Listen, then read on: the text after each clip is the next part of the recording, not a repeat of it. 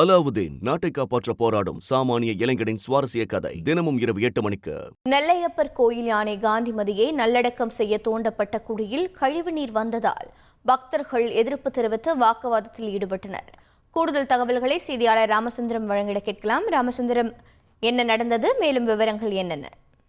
நெல்லையப்பர் கோவில் யானை காந்திமதி உயிரிழந்த நிலையில இறுதி ஊர்வலம் நடத்தி முடிக்கப்பட்டிருக்கிறது. தற்போது அந்த யானை நல்லடக்கம் செய்வதற்காக கோவிலுக்கு சொந்தமான தாமரைக்குளம் பகுதியில அந்த குழியானது, அதாவது நல்லடக்கம் செய்வதற்கான குழியானது தோண்டப்பட்டது. குழியில கழிவுநீர் கலந்ததால பக்தர்கள் எதிர்ப்பு தெரிவித்தார்கள். கழிவுநீர் கலந்த பகுதியில யானையை நல்லடக்கம் செய்யக்கூடாது என தொடர்ந்து எதிர்ப்பு தெரிவித்த சூழல்ல கோவில் நிர்வாகம் மற்றும் வனத்துறை பேச்சுவார்த்தை நடத்தி தற்போது மாற்று இடத்துல இந்த குழி தோண்டப்பட்டு யானை நல்லடக்கம் செய்வதற்கான அந்த பணியானது நடந்து வருகிறது. தற்போது இந்த குழி தோண்டக்கூடிய பணி நடந்து வருகிறது.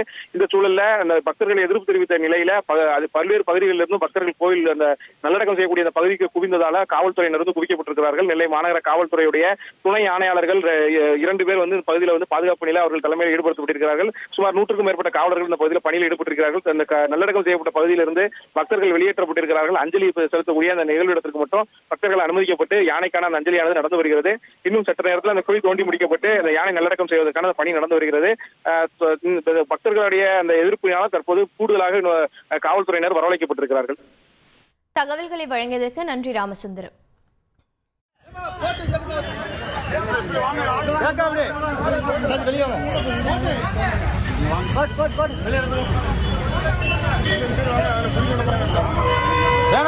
வாங்க வெளியில வாங்க முதல்ல